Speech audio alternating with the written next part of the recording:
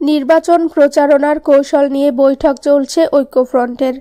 বৃহস্পতিবার রাতে বেইলি রোডে ডাক্তার কামাল হোসেনের বাসভবনে বৈঠকে নির্বাচনী প্রচারণায় খেলোয়াড়, অভিনয় শিল্পী সহ জনপ্রিয় ব্যক্তিদের অন্তর্ভুক্ত করার প্রস্তাব করা হলো। প্রস্তাবটি করলেন গণফোরামের নির্বাহী সভাপতি অ্যাডভোকেট সুব্রত চৌধুরী।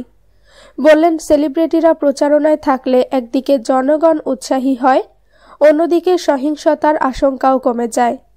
এ সময় ডক্টর কামাল হোসেন বলেন, আমরা ডক্টর ইউনিসের হেল্প নিতে পারি, রেহমান সোবহানকে বলতে পারি।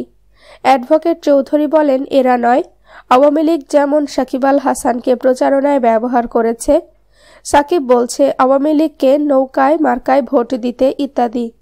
এ সময় একটু বিরক্ত ডক্টর কামাল হোসেন জানতে চাইলেন সাকিবটাকে। বৈঠকে উপস্থিত সবার যেন একবার চোখে চড়ক গাছ, কেউ কেউ মুখ টিপে হাসলেন। অবশেষে হাসি চেপে অ্যাডভোকেট সুব্রত বললেন, সাকিব বাংলাদেশের ক্রিকেটের সেরা খেলোয়াড়। এবার আরও বিরক্ত ডাক্তার কামাল বললেন, এরা কেন রাজনীতিতে, এরা এখানে কি করবে?